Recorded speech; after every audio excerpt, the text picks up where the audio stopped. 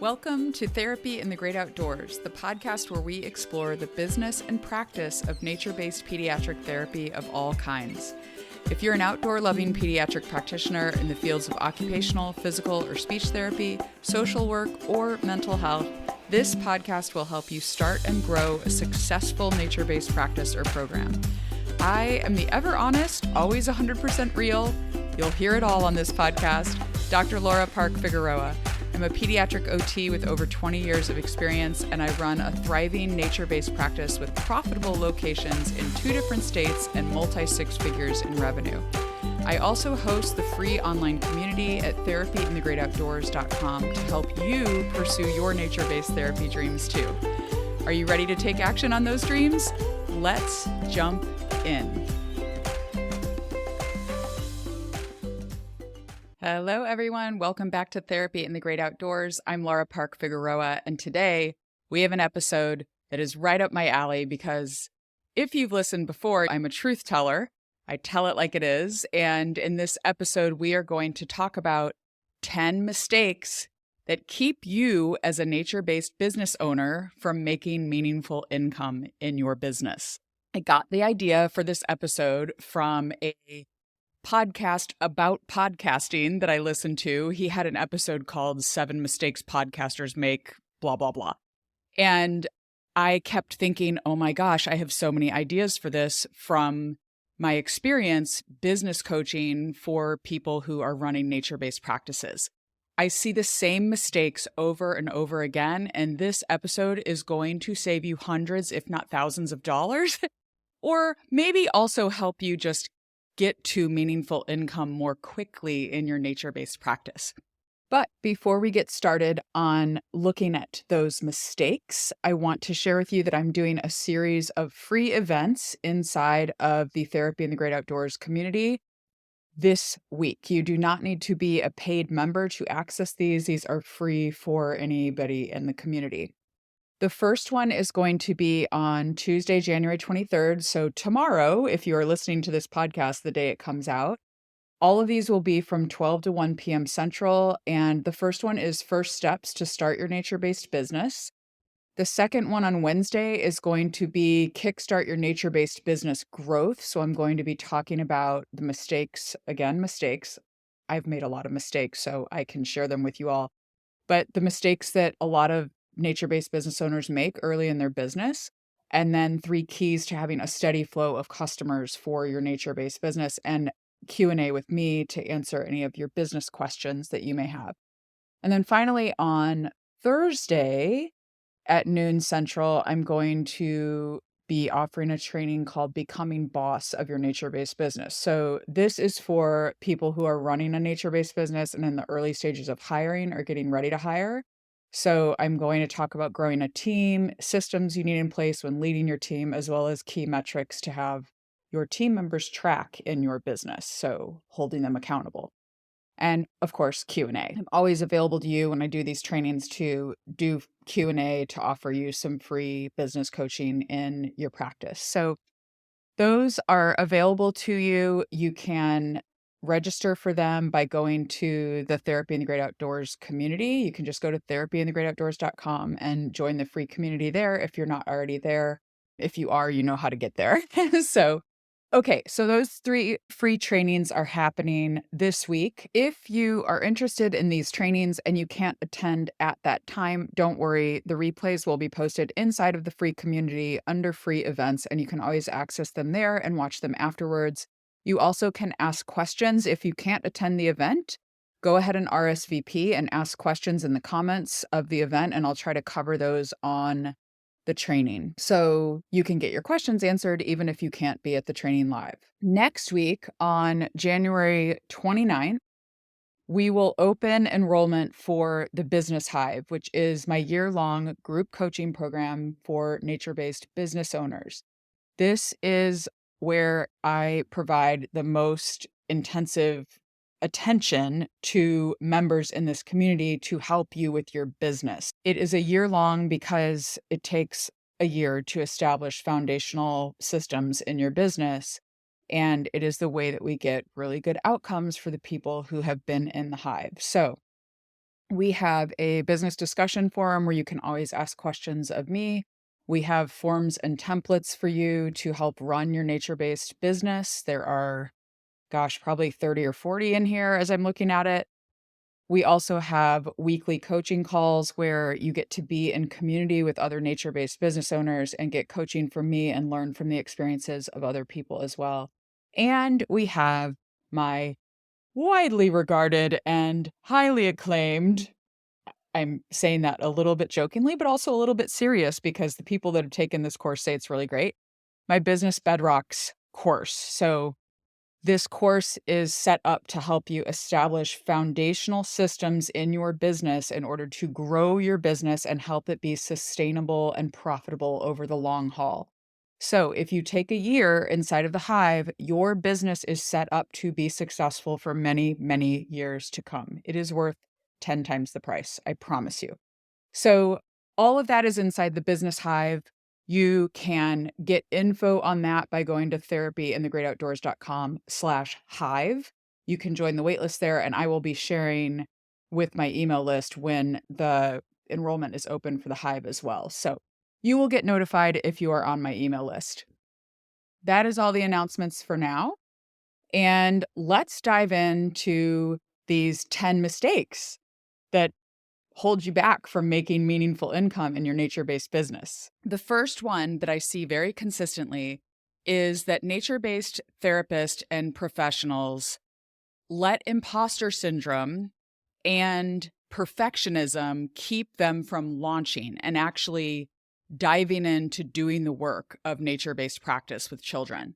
I got news for you. You're never going to feel ready. You're never going to feel ready. The first time you try to do nature-based work or try to take your work with children outdoors, you are not going to feel ready to do it. And I see it a lot where people think that everything has to be perfect. Now, I will say there is something to doing some of the things I'm going to talk about before you actually launch your services, because you don't want families or parents to think that you don't have your stuff together and that you're not a professional. I'm not saying to not do planning and to not get input and to not have people helping you and to do the work beforehand before you actually are offering these services to your community. But my gosh, just get started.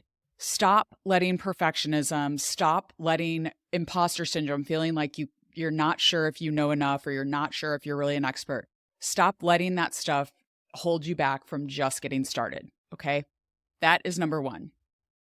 Number two is not focusing on a specific niche or a target client. So a lot of times, I think as nature-based therapists, or as pediatric therapists in general, I should say, we think that we need to serve everyone in order to be helpful or in order to be kind or loving or inclusive. Like these are values that all pediatric professionals have or should have. And we want to serve everyone, and you cannot do that in a business. If you are getting started or if you are running a business right now, I want you to think about the clients that you enjoy working with the most. Who are the families? Who are the kids that you see that you just feel in your element? You really know what to do, and you really feel excited about working with them. That is who you should direct your nature-based therapy offer towards. You should create a nature-based therapy program for those specific people. Get started there and then expand your services when you are ready. Only when you're ready. Only when you have proven that your first program can be successful or that your first program is not successful. And then you have to think about how to pivot and change and serve a different market, because the essentials of business is that you are serving a specific niche, a specific client who has a problem, and you are solving that problem for them. That is the basic of any business, is that it has to solve a problem in order to be successful and profitable and make money and serve people well. Just think about what the problem is that your target market may have and create your nature-based program around that. But don't be afraid to focus in on that one customer. A lot of times I go to websites, and this is not just for nature-based therapists, but for some nature-based practices as well.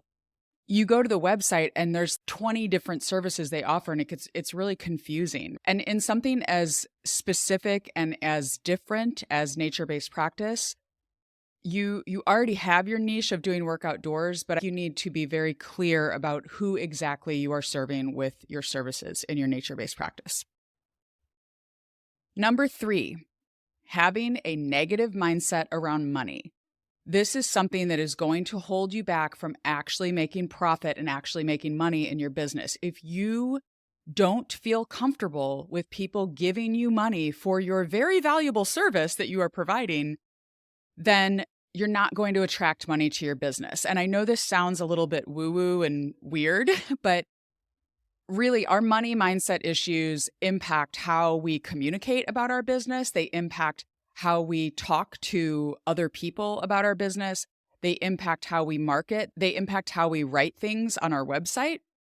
And so I want you to get comfortable with the idea of money coming to you, of money being given to you for a valuable service that you are providing for a client. If you want to read some books about money mindset, some that have helped me are, don't laugh, this is a weird title. It's called Get Rich Lucky Bitch. And it's by Denise somebody, I can't remember her name off the top of my head. But that book was a really interesting book about women in particular and money mindset. And the other book that I would recommend is Think and Grow Rich by Napoleon Hill. That is an old school book, like from the 30s, I think, the 1930s. And it is another book about money mindset and thinking about your own thoughts around money. That's one to own and circle back to. There's just a lot of rich ideas in that book. So those are 2. If I think of others, I will add them into the show notes. But right now, those are the 2 that come to mind about money mindset and getting comfortable with the idea of selling something that is of worth in the marketplace as a business. All right. Number 4. Along the lines of money, y'all are not charging enough, okay, for your services. I say this with love, but I really want you to do the research before you start your practice and do your nature-based work. Whether you're offering, I often say this and I forget to say it at the beginning of the podcast. This advice goes for if you're starting a private practice doing nature-based work, or if you're just starting a nature-based program in an existing business. You still have to market it. You still have to know about these things in order to make the nature-based program successful, even if it's part of a bigger business. But most of you are not charging enough, and some of this may go back to being uncomfortable with money or having money mindset issues that need to be dealt with. But really, you need to make the effort to actually know what other people in your community are charging for their services. And then I want you to charge at least the same or a little bit more. You are adding value to the service by taking it outdoors. And there are a lot of things in outdoor work that are very different that you may need that little bit of extra money in order to make up the time that you are spending cleaning supplies or prepping or doing all that work. So I want you to really remember to charge the going rate for your services, or maybe a little bit above the going rate. Now, I know some of you are going to struggle with that because, again, we're inclusive. We want to serve everyone, right? You can always offer scholarships. You can always figure out ways to fund children attending therapy whose parents can't afford it if you're doing a cash-based practice. But I do want you to think about actually making your rates what the going rate is for your area. Do not undercharge. All right. Number 5. Spending too much time on social media, just scrolling and looking at what everyone else is doing. This will stop you from making meaningful income in your business. I would really encourage you to look at the behaviors that you have as a business owner that actually contribute to the bottom line of the business. So, for example, I have decided in my practice that right now social media is not really a high priority. Like, we don't even have someone managing it. We barely ever post. But also I have 8 years of posts there and 5,000 people following and like a bunch of old posts we can pull from, things like that. So I did the work, right? Beforehand. I did the work when I was first getting started.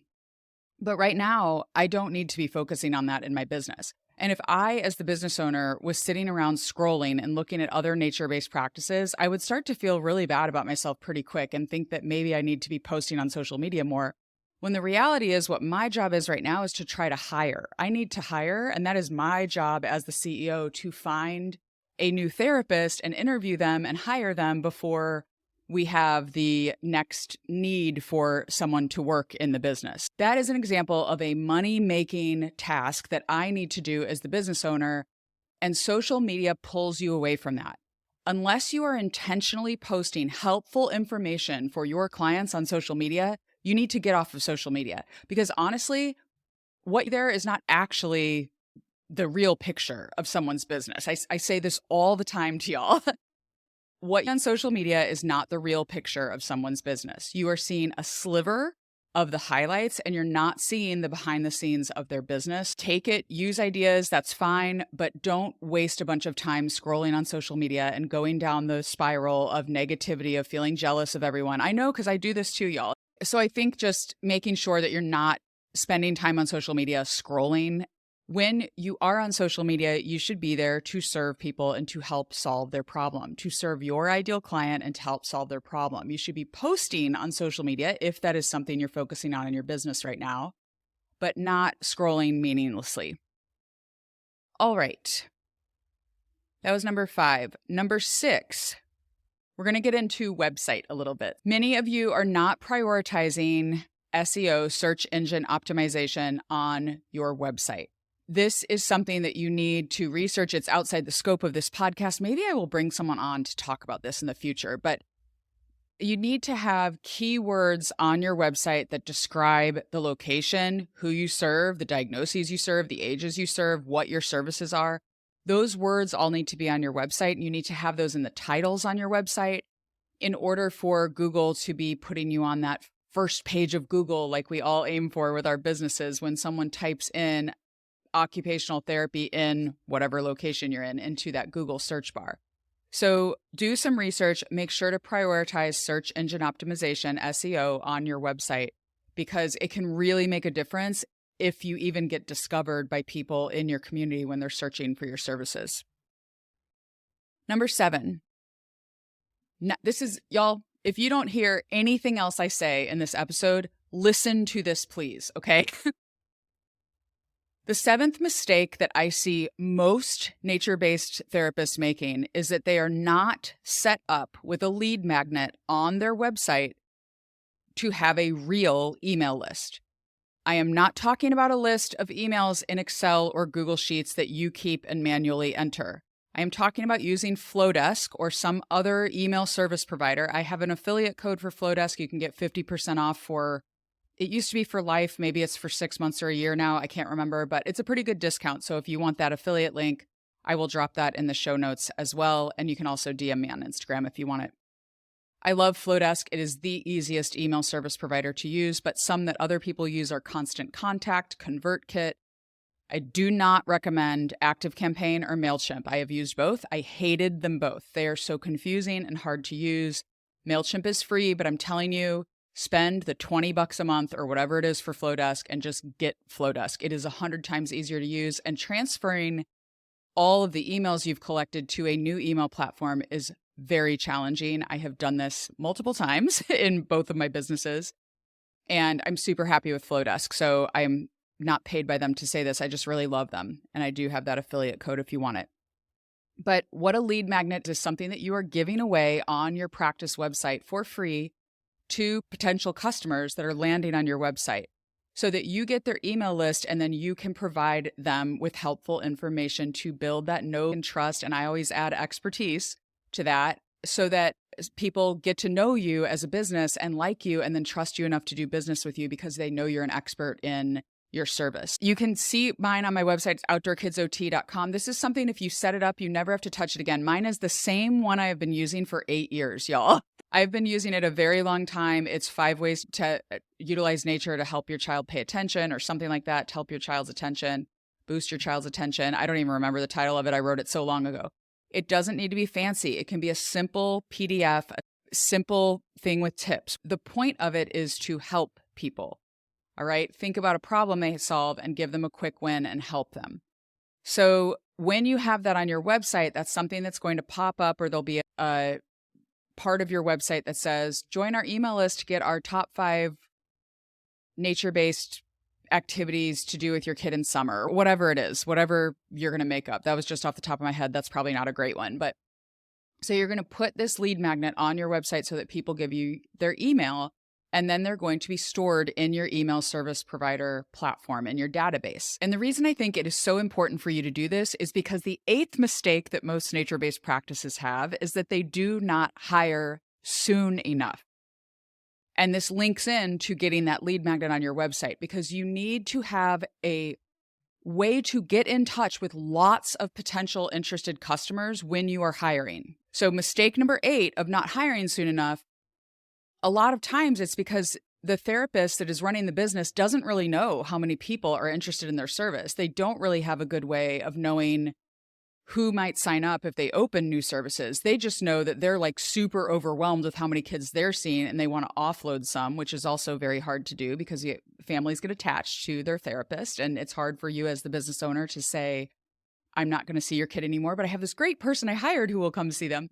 You need this email list. So 7 and 8 are connected here. You need this email list set up. You need a lead magnet that helps people with some helpful bit of information so that they'll give you their email, so that then they are in your email service provider database so that you can send an email out to a large group of people when you open new services. And you never know. Those people might have a kid right at the age they might have gotten emails from. That's something else I didn't talk about.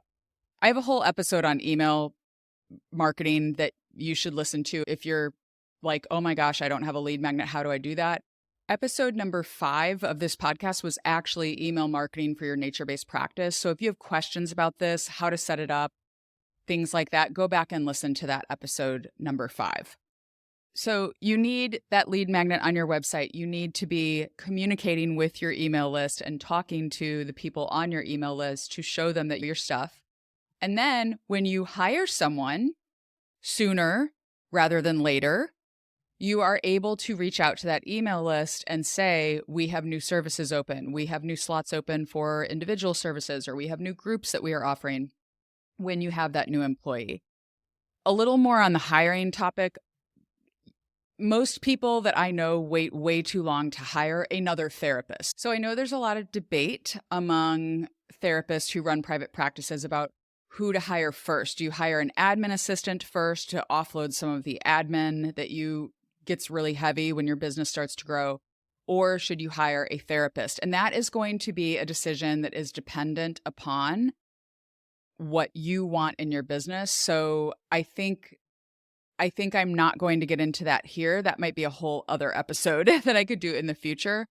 I did talk a little bit about that on episode 41. It was a coaching call I did with Kristen Park. She's the owner of Magic Speech Bus, and her and I talked about hiring in that episode. So there's a little bit more detail about admin versus therapist hiring in that episode if you want to go back and listen to it. So my point is, you're probably waiting too long to hire. You should hire. It's like the number 1 mistake of letting imposter syndrome or perfectionism stop you from just getting started. This is the same. A lot of times people let their perfectionism, their need to hire the perfect person or have all their ducks in a row first, they let that stop them from hiring. And it's the same thing. You are never going to feel ready to hire. You just need to do it. You just need to hire, and you figure it out as you go. Very few mistakes in business are like life or death. I want you to be courageous and brave and just go for it. Remind yourself that the mistakes that you are probably going to make are not life or death mistakes. We are not brain surgeons here. We are running nature-based practices, and we are running businesses. And there's usually help and people you can ask and local resources in order to find the answers you need to any problem when you're running and growing your business. Number 9, not having good financial systems or organization will absolutely stop you from making meaningful income in your nature-based practice.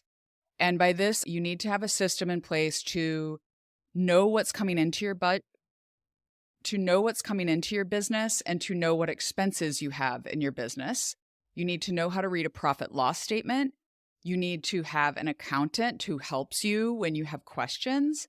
And you need to have some system in place for budgeting the money in your business. So Managing the money in a practice is not just a matter of looking at your bank account. There is a real, especially as the business grows. This year, my finances have gotten very complex because my business has 2 locations and more employees, more kids we're serving.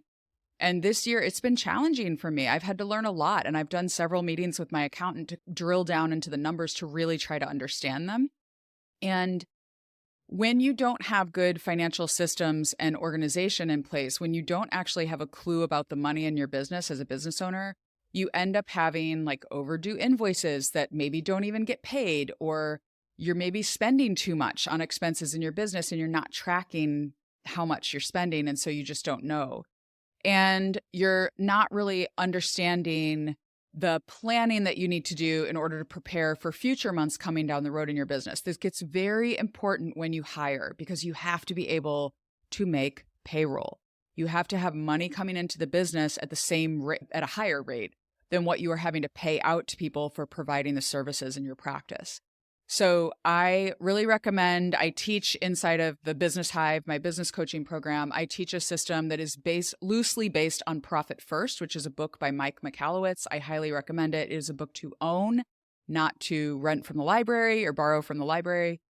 He teaches in that book a system for managing business finances. I have modified it to make it much simpler. And I teach a twice-a-month budgeting system using YNAB, which is You Need a Budget budgeting software. It has saved my life so many times as a business owner to have this system in place. So I just want to encourage you that if you are starting a nature-based practice or program, or if you are running one and you don't feel like you really understand the finances in your business, make that a goal for next year. Make it a goal to learn.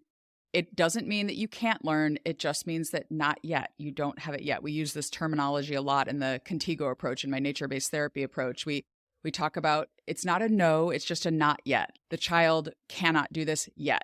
So think about that. Keep a growth mindset and be open to learning more about financial management in your business in the coming year. All right, the last one. I'm going to shoot it to you straight, y'all. This is going to be a little bit of tough love for you. Too many of you do not invest money in your business until the business is making money. And that is going to keep you from making meaningful income in your nature-based practice.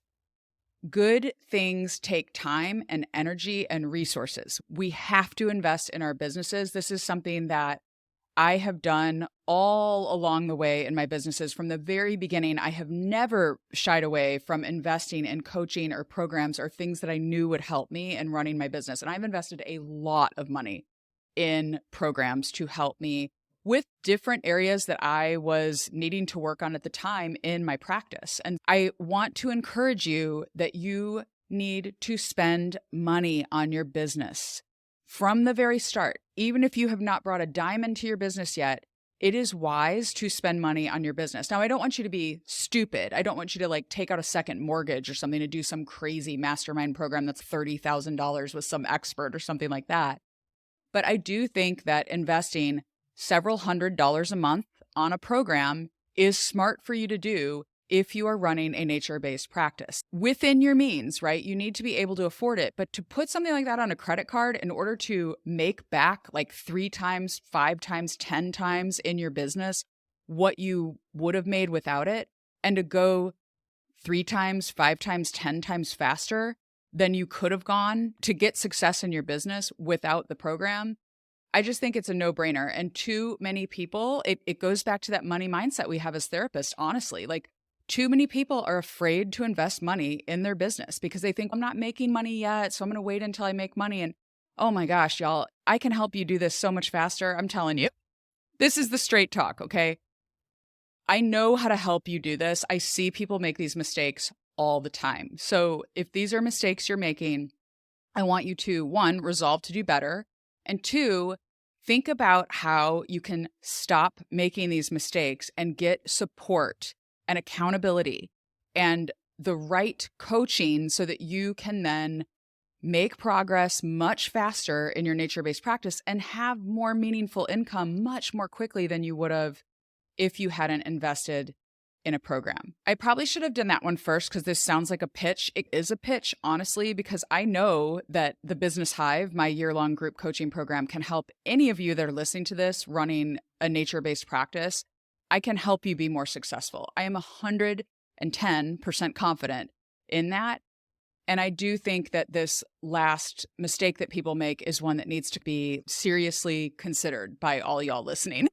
Okay, that's enough tough love for now. My point is, invest in your business. Don't wait until you have income in order to invest in building your business acumen. That is it for this week, y'all. This episode got a little bit long, but I hope that you found some mistakes that you might be making, because we've all made them, and that you can get some help going forward on how to fix those mistakes in your practice or program. So if you have questions about this, I am always here to help you. So I am inside of the TGO community, the Therapy in the Great Outdoors community. You can put a post there. I read every post that is put in the community. I don't answer all of them because it is a community. There are lots of people there that answer posts as well. But if you have a question about any of these mistakes that you might have made or any of the topics that I brought up in this episode, please post in the community and we will get back to you there and we can help one another in all of these mistakes that we've all made. Here's to a great year in 2024 where you can avoid all of these mistakes. I'll talk to you next time. Bye.